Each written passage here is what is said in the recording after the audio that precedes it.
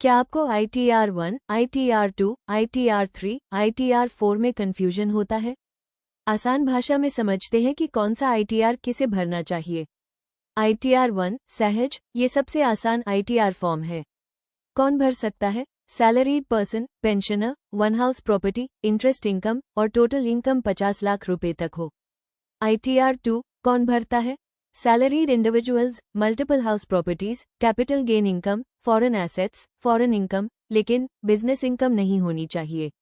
ITR3 अगर आपका business या प्रोफेशन है तो आमतौर पर ITR3 भरना होता है, जैसे doctor, consultant, freelancer, proprietor, business owner. ITR4 सुगम, ये प्रिजम्प्टिव टैक्सेशन स्कीम वालों के लिए है। उदाहरण, taxi owner, small shopkeeper, small professionals जिनकी इनकम प्रिजम्प्टिव बेसिस पर कैलकुलेट होती है। ITR5 यह इंडिविजुअल्स के लिए नहीं है। कौन भरता है? पार्टनरशिप फर्म्स, LLPs, AOP, बोई। ITR6 ये कंपनीज के लिए होता है। अगर कोई कंपनी रिटर्न फाइल कर रही है तो सामान्यतः ITR6 भरती है।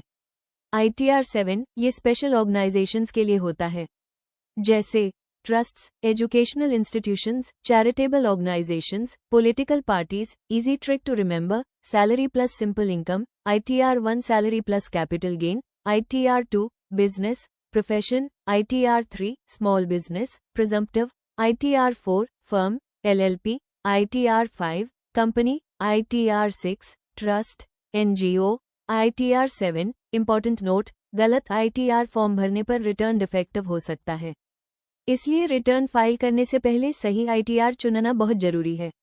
ITR का चुनाव आपकी इनकम सोर्स और टैक्स पेयर कैटेगरी पर निर्भर करता है।